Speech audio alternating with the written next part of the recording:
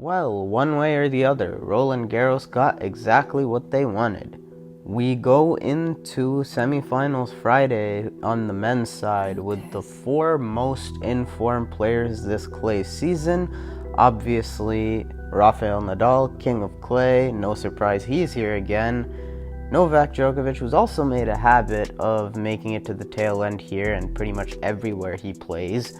Stefanos Tsitsipas, who by the numbers had the most fruitful clay season this year outside of Nadal, and for much of it was the most informed player on clay. His semi-final opponent Sasha Zverev has quietly had a very strong second half of the clay season and went under the radar a bit, but made his way to the semifinals as well. I honestly think that there isn't much to separate these four semifinalists, especially in their given semifinal matchups. So let's talk about them, and I'm gonna give who I think is going to be heading to the final.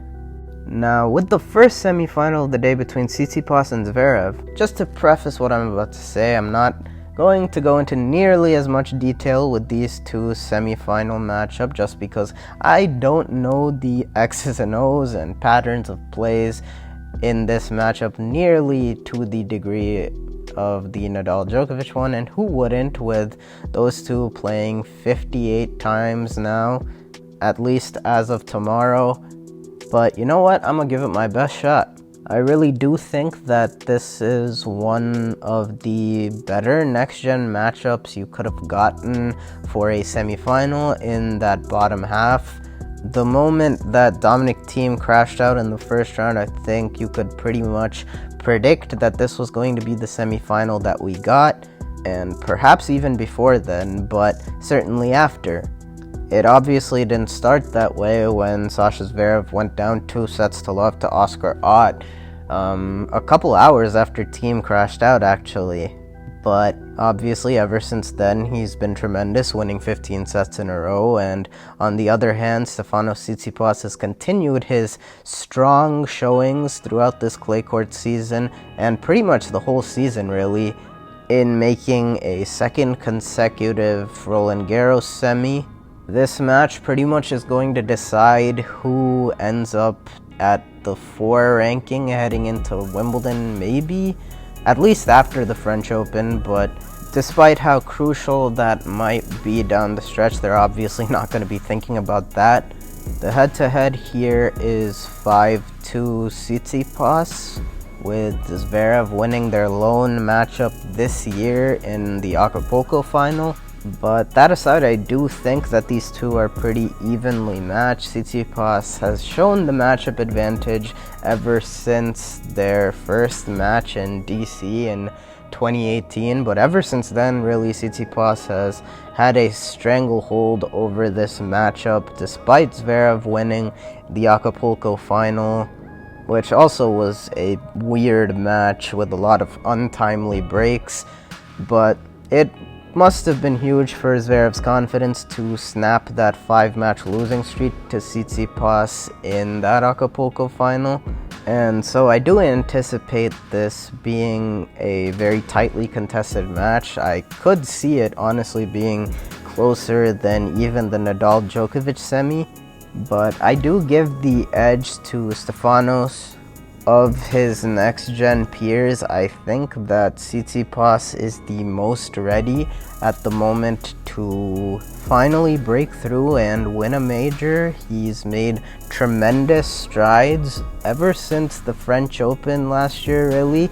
The consistency has resulted in him being the leader in the race this year. He's accumulated the most points on tour so far, and I've been thoroughly impressed this Roland Garros from what I've seen. He's carried over his form. He beat a big server in Isner that has always been a problem for him given his returning, which is probably his most blatant weakness. Obviously, the clay helps in neutralizing that to some degree, but coming from behind there I found very impressive, and then He was sharp from the get-go against Medvedev in the quarterfinals. I don't think that, aside from the first set, Medvedev played all that badly. I think Medvedev fought and made the adjustments as best he could, despite really just being outmatched on the surface by Tsitsipas. I was very impressed by how Stefanos didn't let the matchup demons against Daniil get to him. The guy just ended up playing his game and fighting off some really tough moments, with Medvedev having 2 set points, Medvedev having several chances to break and go ahead in sets 2 and 3, but Steph just kind of did his thing, and he's going to be tough to beat for anybody, Nadal and Djokovic included, if he is to make it to the final. Now with Sasha, he has also had a very good year. His has been more quiet than Tsitsipas's, but he's won his first non-250 titles in Acapulco and Madrid since, I believe it was the World Tour Finals in 2018. And he's turned around his clay court season very nicely after a rough start. I will say his run to the semifinals it's been a very soft draw, but he has taken advantage in every way and has made it to this semi without much trouble really ever since he went down 2-0 in his opening round. I think that's important because you don't always see that with Sasha, with guys that he is favored greatly against. He has been prone to playing more tight and as a result throwing in a lot of clunkers against what you'd consider to be lesser competition when compared to him. He obviously hasn't played anyone in the top 45 on the way here, which is incredible to me that now he has made 2 semis and 1 final at a major, and he is yet to even face a top 10 opponent. He is 0-9 against top 10 players heading in to this semifinal, against top 10 players in majors. So if he is going to advance to the final, it would have to be his first top 10 win in a major. And with Sasha, he kind of does play up and down to his competition. It's a really curious case with him because the numbers say he's sort of an underperformer against the upper echelon in slams, but most of the time he's played better against his topmost opposition in slams. Like, I can think of a couple straight off the bat: Nadal in Australia in 2017, Thiem in Australia in 2020. He played great for 2 sets, maybe 1.5 in that final of the US Open against Thiem. He just hasn't been able to get across the finish line, and I think so much of that is mental, because honestly, you could make a case that Sasha Zverev at his best, his peak level, might still be the highest of his next-gen peers, and that includes Tsitsipas. Now, I wouldn't make that case, but I don't think that it's insane to say, despite all his records and historical precedent in slams saying otherwise. But I do think that despite Tsitsipas having the matchup advantage and Zverev having to play someone that's a big step up in competition to anyone he's faced on his way here, I do think that Sasha can make this tight. I'm expecting something along the lines of the 2020 Aussie Open semi that he played against Thiem. I think that he's going to have his chances, but as it so often is the case with him, it's going to come down to just mentally if he can come through in those clutch moments. And to this point in his career, most of the time the answer to that has been no. But definitely he has the tools to give himself a fighting chance to make it to the French final here. As I mentioned before, Tsitsipas' biggest weakness is the return. You would think Zverev, with the serve that he has, at least first serve that he has, would have given Tsitsipas more trouble with that. But it has seemed like Stefanos can read his serve better than he can a lot of the big servers. Nonetheless, though, it's going to be very important for Sasha to have a big serving day. Effectiveness of the serve is obviously nullified to some degree on clay, but for Sasha to be playing well, a lot of the times it does stem from how well he's hitting his serve, and I think that's no different tomorrow. For Steph, obviously the go-to pattern has just been the serve +1 with his serve and forehand. He executed so beautifully against Medvedev time and time again, and his forehand is just so good on this surface. I think that down the road, it's probably going to win him a couple French Opens. He just does so well in opening up the court. It's probably consensus a top 5 to 3 forehand at this point in the game. And with him playing the way he is, I just expect him to make this French final. I think ever since the draw dropped with him and his other next-geners and team being in one half without having to beat multiple of the big three, I think this has been the golden opportunity for Tsitsipas to make his maiden major final, and I think it's going to happen on Friday tomorrow. I like Steph to edge that match in 4 very tight sets. I'm expecting a good one there in the earlier semifinal as well, and what's probably the lesser anticipated semifinal of the two. Yeah, I think that's fair to say. Okay, so top half, Nadal, Djokovic. We got exactly what we expected and quite frankly probably wanted when this draw was first released. There's always so much on the line when these two face each other. Obviously, legacy-wise, GOAT race, all that Django.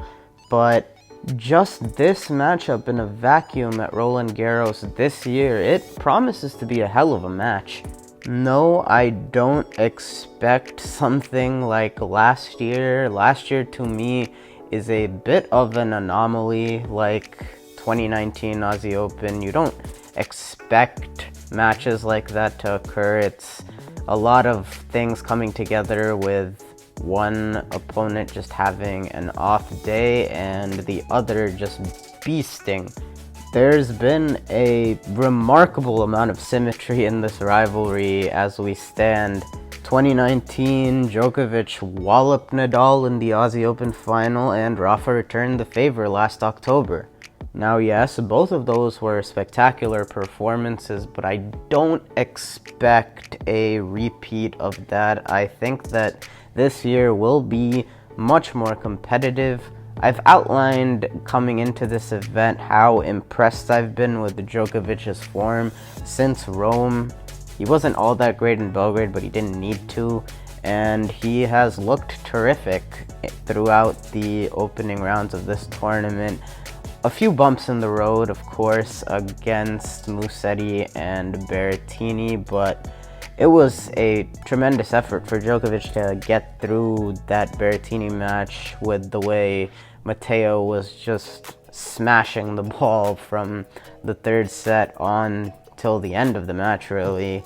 Aside from the opening 2 sets of the Musetti match, I'd say Djokovic has been very clean and carried over his great form through this French Open.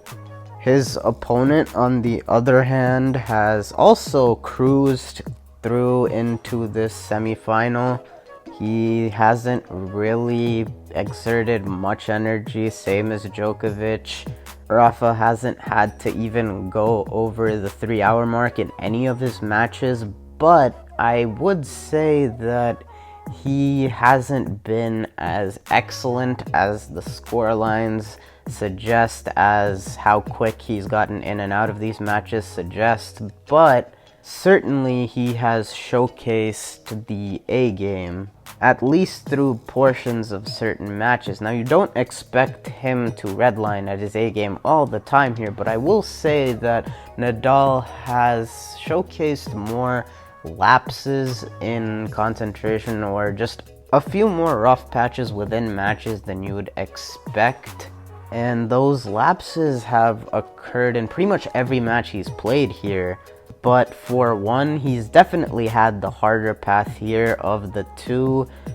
pretty much from his opening round, he got a tougher first round opponent than you'd typically expect, and from there, he's gotten a lot of players that are having great years, and considering that, it's still nothing to panic about because he's gotten in and out very quickly, relatively, even against Schwartzman, who he typically has to slog out against. But what's most relevant to me in the Sinner and Schwartzman matches in the fourth round and quarterfinals is eventually he ended up finding the A game and pretty much just laying waste to both those guys who are quality opponents on this surface to run away with the match late. Now, the bright side for Nadal fans like myself, obviously, is that he plays the level he did late in both those matches. There's nobody beating him. I think everyone knows that. I think that's pretty much objective given the track record here. But he can get away with having those rough patches that he's had in every match so far against pretty much anybody else. But the one guy who will make him pay for it is Novak Djokovic. And, a sustained lapse that Rafa had from the end of the second set till pretty much that 3-4 game in the third set against Schwartzman. If he has a lapse that long, Djokovic is certainly not going to let him stick around. He was able to stay in that third set against Diego pretty much just off his serve. He kind of looked jaded, and that ended up being good in the long run because he just started being the aggressor and kind of just deciding, yeah, I'm too old for this, and from that point, his forehand just took over the match and snatched it away from little Diego. But if he's having a patch of subpar play, I don't think that Djokovic is going to let him get away with that. He's probably going to jump right on it and make him pay. And I think Rafa knows that. Rafa and Novak have played each other.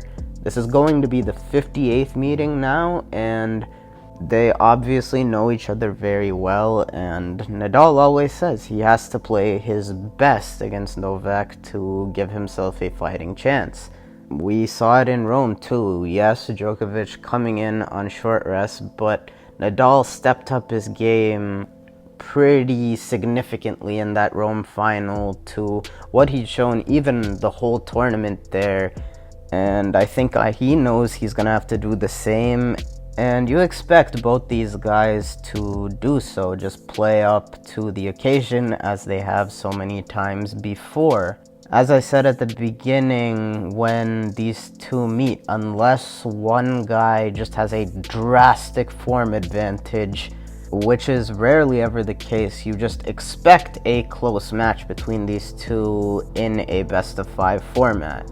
Those rare off days happen, like Aussie Open 2019 and Roland Garros 2020 for the finals, but that's not the result you expect between these two. That's not the norm, and of course that means I am anticipating a very competitive and tightly contested match between these two here. As far as paths to victory, on the Djokovic side, it's been a pretty concrete formula for Novak ever since 2011, really, against Rafa, to pretty much go hard into the lefty forehand with his world-class backhand. There's no backhand that's ever dealt with the spin of the Rafa forehand. Obviously, getting the ball up high to a righty's backhand, as Rafa has used as his patented play throughout his career, it hasn't been nearly as effective up against the Djokovic backhand that has an argument to be the greatest of all time. No shot has dealt the Nadal forehand greater havoc than the Djokovic backhand, and going hard into Rafa's forehand with that backhand has really been the play to cough up a lot of short balls out of the Nadal forehand to open up his backhand, which is obviously the weaker wing. It's by no means a weak shot, but this strategy has obviously been tried and tested over and over, and it's reaped immense rewards for Djokovic in this matchup. Now, the problem that he runs into here on this and targeting that wing here, I think, would be playing with fire for Novak. It's tough for him to go in with that standard game plan and expect to come out the victor. I think, obviously, with the monumental task ahead of him, he needs to go outside his comfort zone in this matchup, which he has shown the capability of doing so several times in the past. It's tough for me to pinpoint something that he can just go to and expect it to be reliable, but I would say in the years he was having his most success against Rafa on clay, he'd really make the Nadal backhand look super ordinary. As a Nadal fan, he was looping a lot of these backhands back, and Novak was just eating them up. Now, I think that in the second prime of Rafa's career, he's actually gotten much better on the backhand wing. It's much harder to attack that shot. We saw it a year ago, actually. I think a couple of those cross-court backhand winners in that Roland Garros final, I remember one in particular to seal either the double break or the triple break in the opening set. It kind of left Novak shell-shocked that he just ripped this backhand cross for a winner. And shots like that aren't an anomaly for Nadal. At least the current Nadal, he's gotten much more acclimated to ripping that backhand, and I really don't think it's as attackable as it once was, but I would say Djokovic needs to plug away at that wing. He does one of the best jobs at hitting a short angle on his forehand cross, and as everybody knows, he has a world-class backhand up the line, and I think that's equally important for Novak in this matchup on clay, as you see how important it is for Nadal's forehand up the line to be working for him on non-clay surfaces as far as this matchup is concerned. But yeah, if he does that, he'll have Nadal chipping, maybe out of position more than he'd be otherwise, and Djokovic can take advantage of that. It obviously helps that Djokovic is serving tremendously this tournament. He has been broken, I believe, 3 times through these 5 matches. Not against the best returners, but nonetheless, the quality of his serving has been tremendous and about as good as he can serve on clay. Obviously, it's going to be very important that Djokovic keeps up that level of serving for this match. I believe a year ago in the final last October, I remember the stat being that Rafa put in about 90 out of 95 returns in play. So for the full match, Djokovic only got 5 free points out of his serve. Something obscene like that, but obviously Djokovic is going to need to get more out of his serve, especially on this surface where his baseline capabilities on clay, despite him hitting his forehand, I think, better than he has in 5 years on clay, I still think that from the baseline, Nadal has a decided advantage that wasn't as big when both these guys were in their prime, and that's really why this matchup has been so lopsided on clay in recent years, or at least part of the reason why. That being said, Djokovic looks very motivated. Obviously, the double career slam is within reach if he can get over this hurdle. He is an underdog, but I do think that he was playing better than he was in October when these two met in the final. It's going to be a totally different match, just conditions-wise, too. I think that with the match starting earlier in the evening than they have, there's still going to be a decent portion of it being played in the day. And while Nadal plays better in those type of conditions, I do think that does help Djokovic in giving Nadal the toughest fight he can, because the livelier conditions will really help him get more pop on his forehand, which I have emphasized is so key for him, and the dynamics of this matchup on clay in recent years. And I think that daytime conditions would be ideal for his forehand to be the most potent. In nighttime and slower conditions, you saw last year how difficult it was for Djokovic to put Nadal away in a rally. Nadal was able to extend a lot of points, as he always does on clay, but he is a good deal slower than he used to be at this point in his career. But lower conditions last year did help him in just being able to track down so many more balls and not really allowing Djokovic to hit through him. But that to me is Novak Djokovic's path to victory here. Obviously, he's going to have to play one of the best matches that he's capable of at this point, and it's no easy task to be able to execute all that against Nadal and Chatrier. There's only been 2 times where he's fallen on this court, as everybody knows. Of course, once at the hands of Novak Djokovic himself, but I think you can throw that 2015 meeting out the window, with them being drastically more evenly matched coming into this match than they were then. Djokovic would be looking to beat Nadal in a semi-final for the first time in history at Roland Garros. It's never happened. 13-0 in the semis, 13-0 in the finals. It's a renowned record, and he's obviously going to have to put his very well-defined game plan into effect at the highest level he possibly can in order to pull that upset. On the flip side, we have the 4-time defending champion, 13-time Roland Garros champion, looking to make the final yet again and ensure that 13-0 semi-finals record goes unblemished. Now, obviously, for Rafa, it's a lot of the same as it is for Djokovic. It's operate at a very high level in pretty much every aspect of your game in order to survive and advance. I went over it a little bit in Nadal's run to this semi-final, that there have been a couple lapses, but I think that the ground game has been pretty solid and at times spectacular.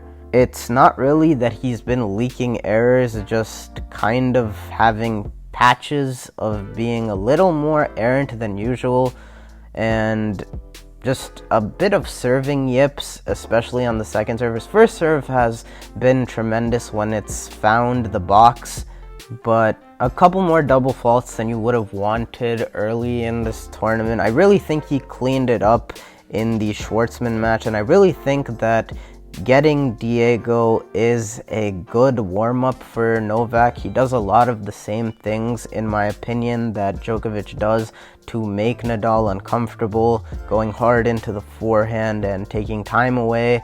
And I did come down a bit hard on Diego in my last video. I still love him. There's a lot to admire about the heart that he shows. The guy is a short king, what can I say? But he kind of ran into a wall where there was only so long that he could redline. He did have me on the edge of my seat for all of 15 to 20 minutes, but with the way Nadal picked up from that point at 3-4, I think 30 love it was, where he just hammered a couple forehands, from that point on, he found a zone that, let's be frank, nobody can really hang with on this court. If he plays like that throughout the rest of this tournament, just hand him the trophy right now, but you can't expect to be redlining for a full match. So it's going to be important for Rafa to minimize those lapses. He's had more than you would expect.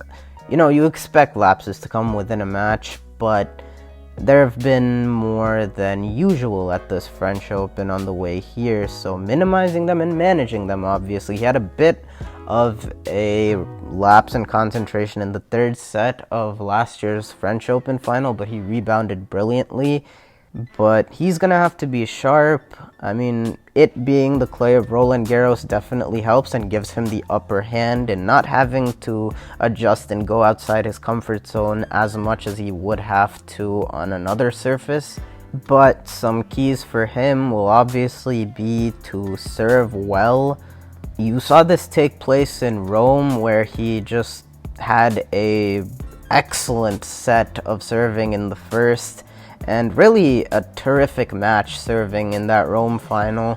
You often see Nadal in these matches that he has success against Djokovic serve a lot bigger and to the forehand much more than he usually does.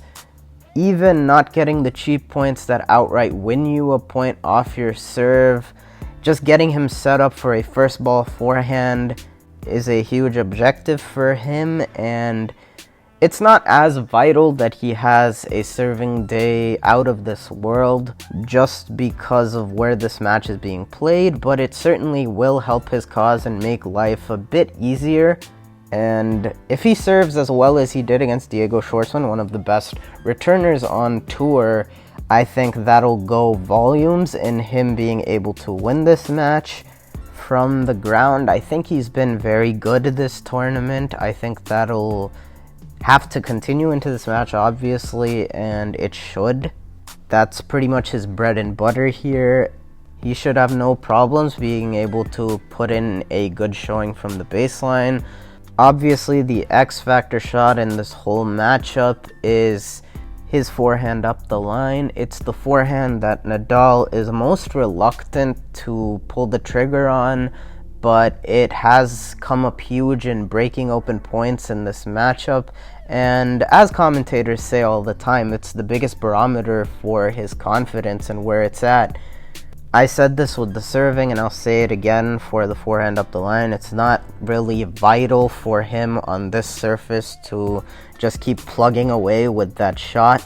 I really was perplexed, though, about how sparingly he used it in the Rome final. He was going a lot cross to the Djokovic backhand with his forehand, and it got to a point in the third set. By that time, Djokovic was just camping in that corner because Nadal really wasn't threatening with his forehand up the line much. He, in my opinion, went cross too much in that match, even though he ended up winning it.